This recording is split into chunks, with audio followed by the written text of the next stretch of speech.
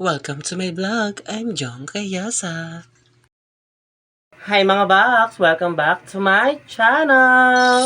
Ayan, for today's video, nakikita nyo naman sa ating title sa ating video ay gumawa nga tayo ng bagoong. Ayan, bagoong at piniritong talong at nilagang okra. Ayan, bagay na bagay mga Baks kasi friendly budget ulam to mga Baks. Ayan, pasok na pasok sa ating budget at bulsa.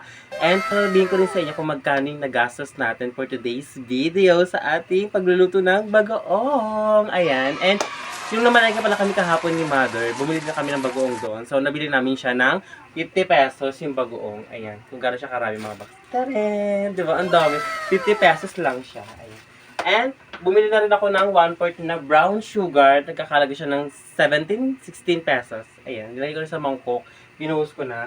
And, bumili ako ng 10 pesos na mantika. And, 3 pesos na sili. Option lang to mga Baks ha, kasi kung gusto nyo spicy yung yung lulutuin yung bagoong, pwede nyo lagyan nito ng ating siling labuyo. Ayan. And next naman natin is yung 5 pisong luya. And chinat ko na yan mga Baks. At yung sibuyas mga Baks, nagkakalaga ng 6 pesos. At ang ating bawang na 4 pesos. And ang ating talong na piprituhin mga Baks, nagkakalaga lang siya ng 13 pesos na bili ni Mother. Dalawang siya maliliit mga Baks. Ayan. And ang ating ilalagay na panghalo sa bagoong mga Baks. Ayan, ang ating pork. Ayan, depende sa inyo mga Baks kung gusto nyo lagyan ng laman o kaya wag na. And kung may mga budget naman kayo, pwede nyo lagyan din ng laman para magkaroon ng talaga panlasa talaga. And ayan mga Baks, nabili ko lang siya ng 50 pesos. Ayan, sa labas. Hindi ko lang napakita sa inyo yung pamamalengke ko mga Baks kasi nga tanghali na din and pasarado na rin sila. Ayan, and ayun mga Baks. So, yung okra pa lang mga Baks, niluto ko na at ipapakita ko rin sa inyo. Madali lang naman siya lutuin mga Baks kasi ilalaga lang naman yung okra. And piprituhin lang naman yung talong. At ipapakita ko nga sa inyo mamaya yung ating lutuin bagoong. And ayan mga Baks. And update ko kayo pag sisimulan na natin yung pagluto ng bagoong dahil unahin ko muna lutuin yung okra saka yung talong. And ayan mga Baks, nakikita nyo naman, naluluto na ang ating okra. Ayan, kanina pa yan nandyan. Siguro 5 minutes na yun. Inaano ko. Pinapakuluan ko sa tubig. And tatanggalin ko na yun mamaya. Next naman natin yung talong. And ayan pala mga Baks, nabili pala namin yung okra. 10 piso, isang tali. Ayan, 4 pieces mga Baks. And yun nga, yung bagoong nalulutuin natin is pwede rin siyang pang ulam. Ayan mga Baks, pwede siyang, diba? Alam niyo naman ang bagoong mga Baks, pwede natin siya i-partner sa pritong talong at ayan, mga okra, nilagang okra, at mga gulay. Ayan mga Baks. So, itong lulutuin ko palang bagoong mga Baks dati kasi is hindi pa ako nagba-vlog, no? Hindi pa ako nagba-vlog. And dati nagluto si nanay ng bagoong. And na-experience ko lang yung bagoong dati nung elementary ako. Kasi sa paglabas ko ng school, bumibili ako ng mangga na may bagoong. At sarap na sarap ako mga Baks. Kasi nga, ang tamis, pinaghalong tamis at alat yung yung lasa ng bagoong niya. Kaya gustong gusto ko siya. So ayun mga Baks, si Mother noon is nagluto dati ng bagoong. At ayan nga, sabi ni Mother, pwede daw iulam sa kanin. And ayun mga ang sarap, sobra ng luto ni Mother na bagoong. So ay ngayon, i-try nyo na yan sa inyong mga bahay, mga Baks. Kasi pwede rin siyang, depende sa inyo kung pwede siyang ulamin, i-partner sa kanin na mainit. Ayan, and dati talaga si Mother, gumagawa talaga siya ng bagoong nun. Nagluluto siya ng bagoong nun. And nilalagyan niya ng mga ng mga taba-taba, ng mga laman-laman. And gusto niyo lang naman i-try sa inyong mga bahay, mga Baks, yung luto natin bagoong.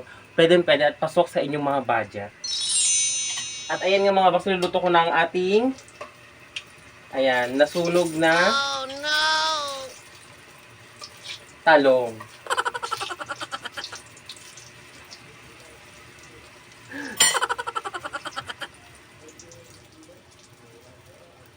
And patawa ko ba? Kakadadal ko dito is, nasunog na yung ating talong mga Baks. Pero, carry pa naman siya, pwede siyang kainin. Ayan, at papakita ko nga sa inyo. At ayun na mga bang, sarap. Love it. Ganyan talagang kulay ang gusto ko talagang pagkaprito ng talong kasi pili ko parang crunchy siya. Sarap. Love. A few moments later. And ayan mga box, mag-umpisa na tayo magluto ng ating ginisang bagoong. So unahin muna natin ang ating bawang. Ayan. So ayan mga box, ang ginamit ko pala mantika dito, ipinaglutuan ko ng talong. Ayan. And brown lang natin yan. Next naman natin ilagay yung sibuyas.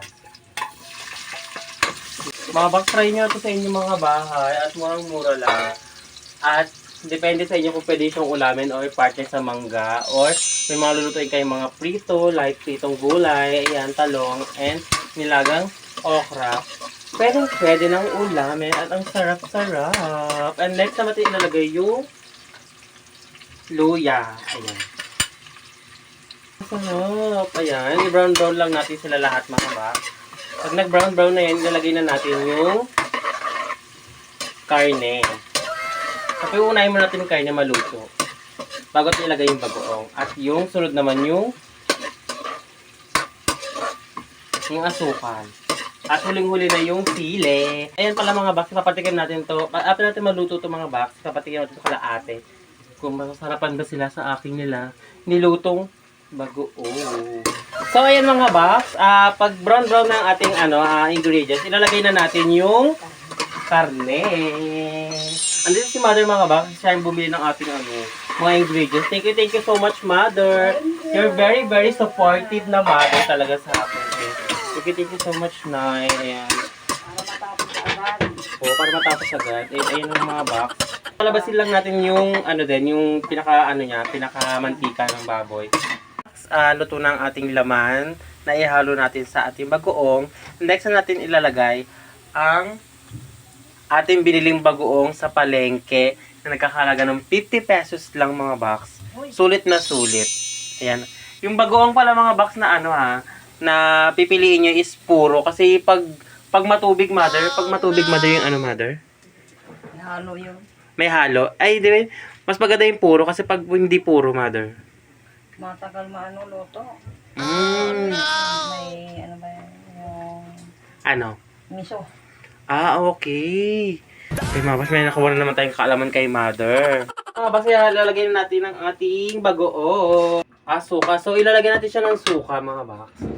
Para mother? Para mother? Hindi maalat masyado. Para hindi maalat. So, ayan pala mga box. Yung suka pala na ilalagay nyo is kalahating baso. Para siya, mother? Para maluto.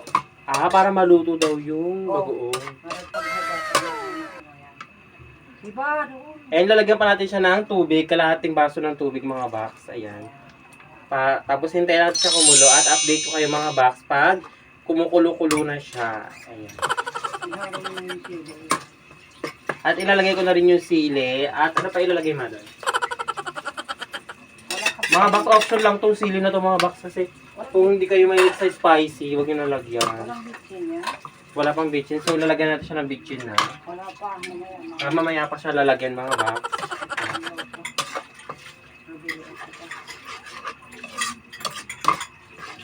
Ayan.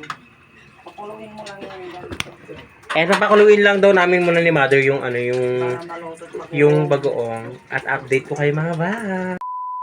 And ayan na mga box, kumukulo na ang ating bagoong and next natin ilalagay yung pampalasa at next na yung asukal at luto na ang ating ginisang bagoong na may laman. Love it, sarap! And ipapatikim natin ito sa mga ate ko and tatanong natin sila kung masarap ba and kala mother din. And try nyo na yan sa inyong mga bahay kung gusto nyo option din sa inyo mga box kung gusto niyo lang magluto ng bagoong and for the ulam din to mga box. And pwede rin ilagay sa kanin. Ayan. And next natin ilalagay yung pampalasa. Ayan, yung betchin. Depende rin sa inyo mga box kung gano'ng karaming betchin na ilalagay ninyo. Sa akin kasi tama lang. Ayan. And next natin ilalagay yung ating asukal. Mga box, sarap ito mga box. Gusto ko talaga sa bagoong is maalat na matamis. Ayun. Yan, lagyan na natin yung ating halo-haloin lang natin siya mga box at good for 1 minute or 2 minutes. Pwede na siyang hanguin at titikman na natin yan.